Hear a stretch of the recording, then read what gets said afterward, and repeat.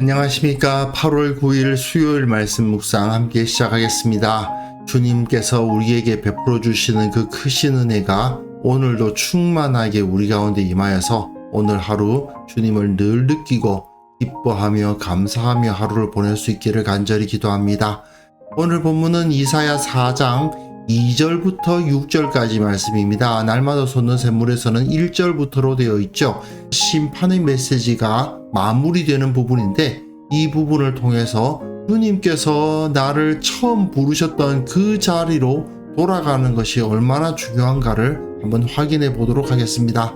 그럼 먼저 말씀 보시겠습니다.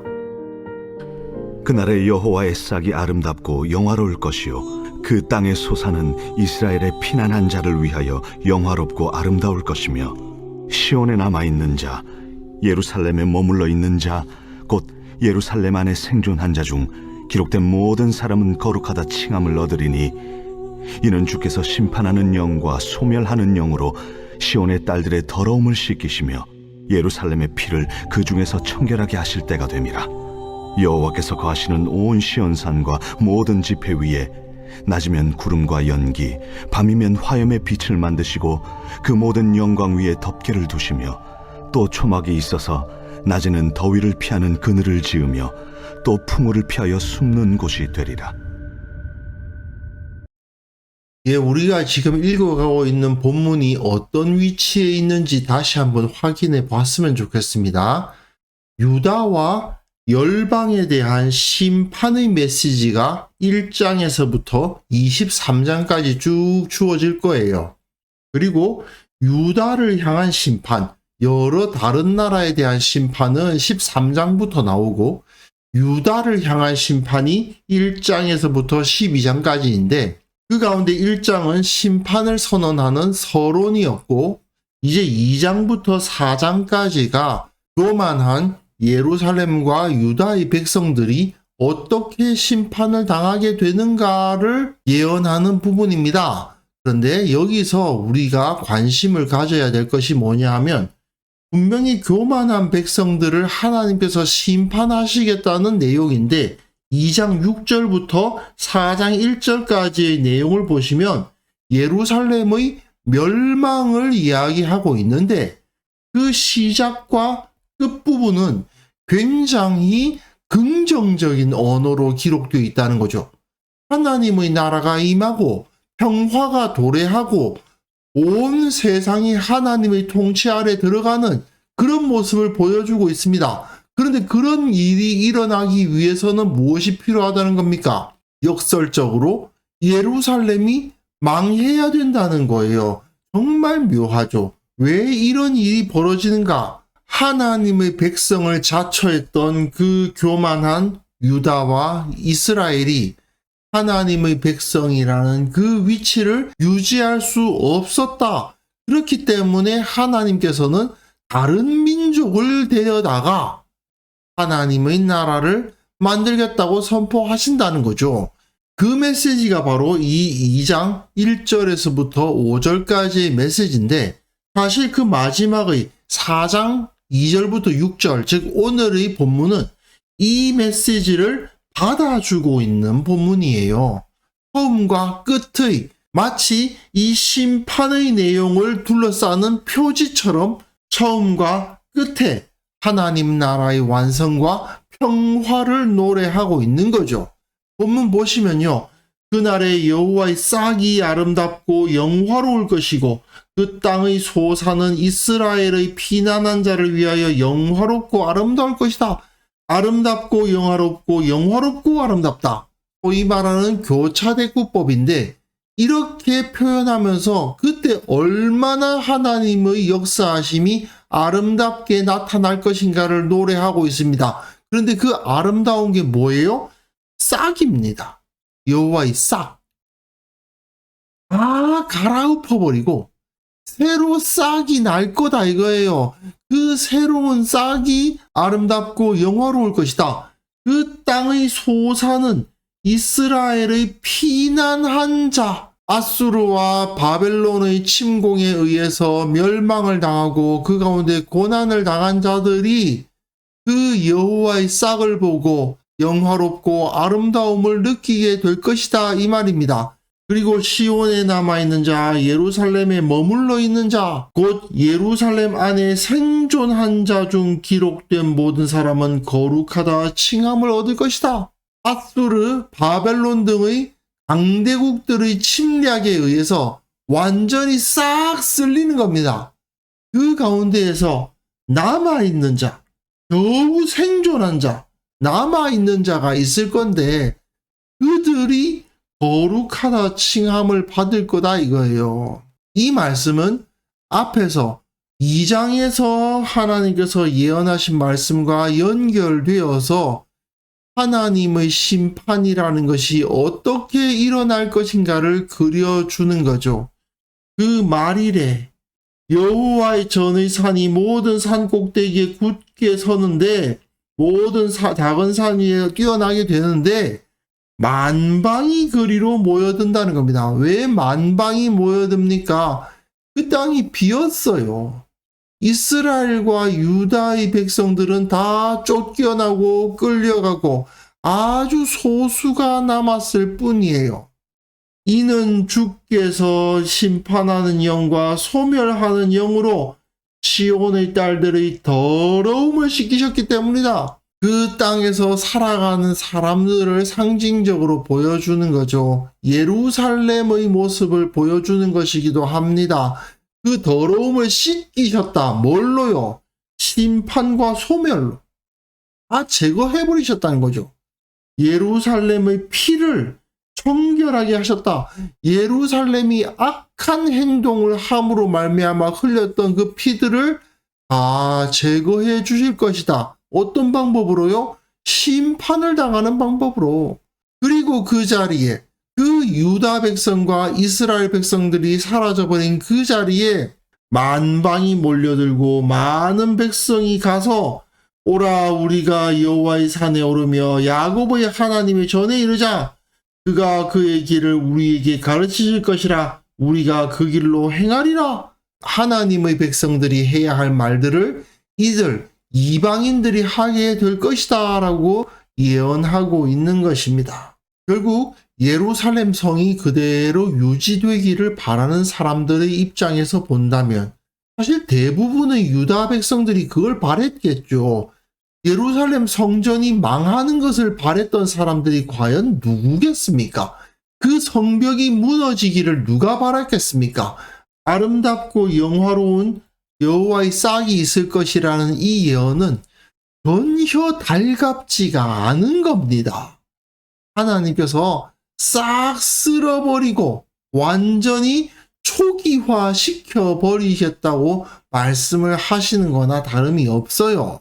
그런데 그럼에도 불구하고 하나님은 그 심판이 일어난 이후의 모습, 완전히 초기화되어 버린 것과 같은 그러한 모습을 굉장히 아름답게 그리고 계시죠. 아름답고 영화롭다, 영화롭고 아름답다, 거룩하다 칭함을 받을 것이다, 정결하게 될 것이다, 씻기실 것이다.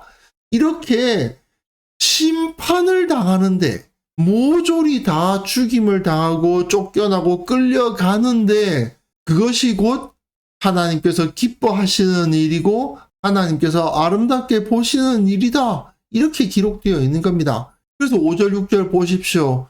여호와께서 거하시는 온 시온산과 모든 지폐 위에 사람들이 그 시온산으로 모일 거 아닙니까? 만방의 사람들이 모든 민족들이 그 시온산에 모여서 집회를 합니다. 근데 거기 어떤 일이 벌어집니까? 낮이면 구름과 연기, 밤이면 화염의 빛을 만드시고. 이거 어디서 있었던 일이죠? 광야에서 있었던 일입니다. 그 모든 영광 위에 덮개를 두신다.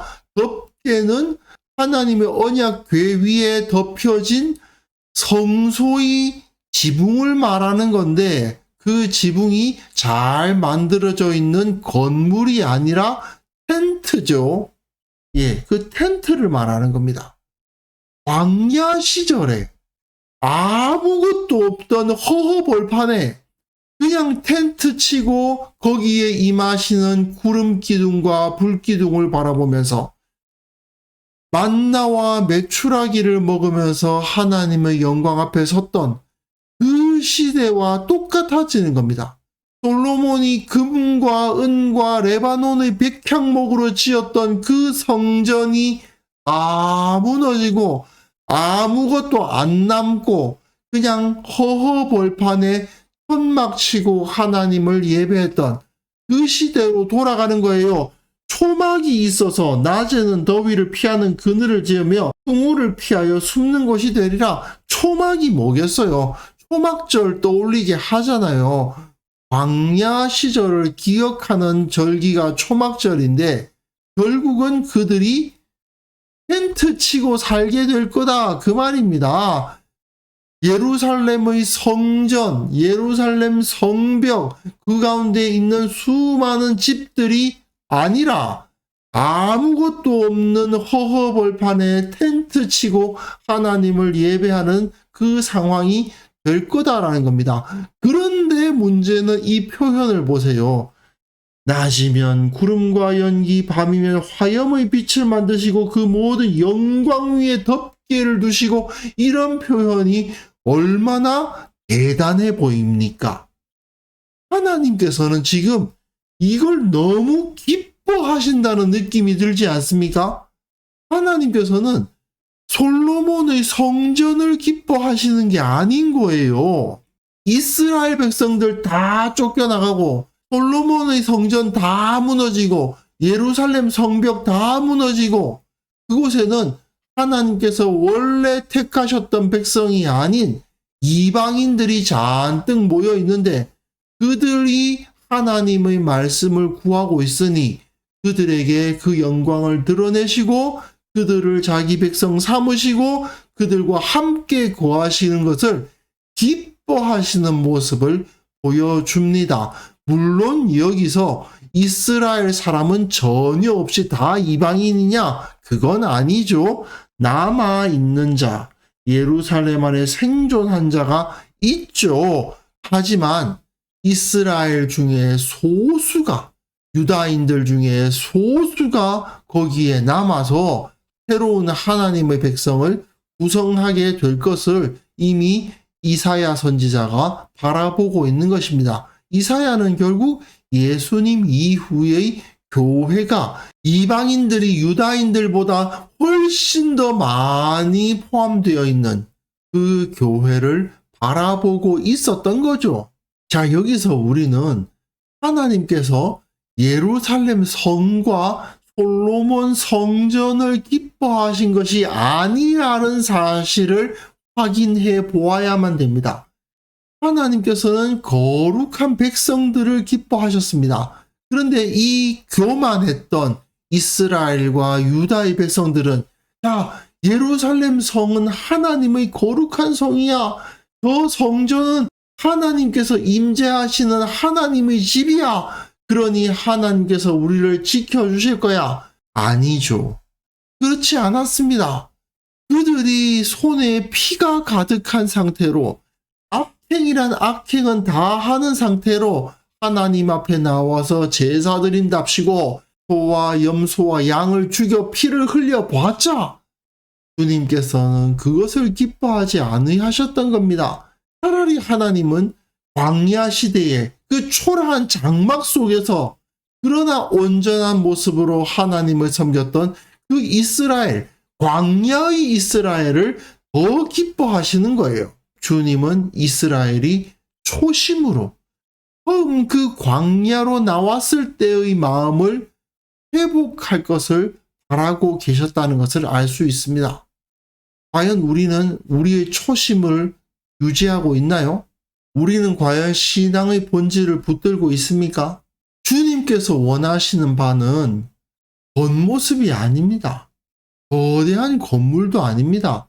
많은 숫자도 아닙니다. 주님 앞에 거룩한 삶을 살고자 하는 진실된 하나님의 백성들이죠. 우리가 정말 그러한 모습을 가지고 있는지 우리는 정말 매일 돌아보지 않을 수 없는 것입니다. 유다가 금과 은과 백향목으로 지은 그 성전을 의지했을 때 망했던 것처럼 우리도 하나님께서 우리에게 허락하신 말씀과 진리 이외의 다른 어떤 것이라도 그것을 의지하면서 하나님 앞에 거룩하기를 선택하지 않는다면, 예수 그리스도를 닮기 위해 노력하지 않는다면 결국 이들처럼 우리는 그 자리에서 쫓겨나가고 또 다른 이들이 우리가 있던 자리로 들어와 하나님의 백성으로 인정받게 될지도 모른다 하는 경각심을 꼭 품어야만 되겠습니다. 그리고 우리가 신앙의 초심으로 돌아가야 된다. 첫사랑을 회복해야 된다는 사실을 다시 한번 확인하기 바랍니다. 그래서 이 시간 함께 기도하실 때에는요, 내 신앙의 본질을 회복하게 하옵소서, 주님에 대한 첫사랑을 회복하게 하옵소서, 우리 교회에 속한 모든 성도들이 처음 마음을 다시 한번 회복하게 하옵소서, 함께 기도하는 시간 가졌으면 합니다.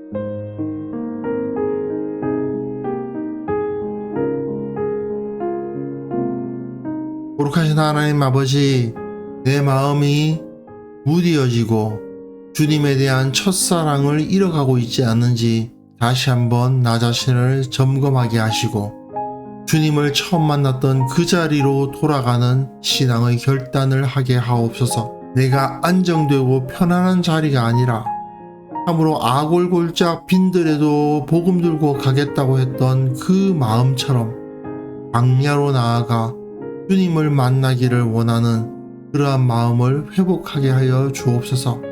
주님, 우리 교회에 속한 모든 성도들이 동일하게 광야로 나아가서 아무것도 없는 곳에 선다 하더라도 주님께서 거기 계시다면 나는 그리로 가리라 결단하는 참된 신앙을 가진 거룩한 백성들 다 될 수 있도록 도와주옵소서. 특별히 한국 교회를 위해서 기도합니다. 이러한 믿음, 이러한 참된 거룩함을 유지하고 소유하고 또한 지켜갈 수 있는 공동체가 될 수 있도록 도와주옵소서. 세상의 모든 사람들이 교회를 보고 주님의 권위를 느끼고 그 앞에 무릎 꿇는 역사가 일어날 수 있도록 주께서 은혜 베풀어 주시기를 간절히 원하옵나이다. 오늘 하루 주님 앞에 감사와 감격과 주님께서 주시는 기쁨을 누릴 수 있게 하여 주옵소서. 주님께서 살아계시오니 나와 함께 계심을 온전히 느끼게 하시고 주님의 능력 힘입어 세상을 이기는 오늘 하루 될 수 있도록 은혜 베풀어 주시기를 간절히 원합니다. 주님께 감사를 드립니다. 예수님의 이름으로 기도합니다. 아멘.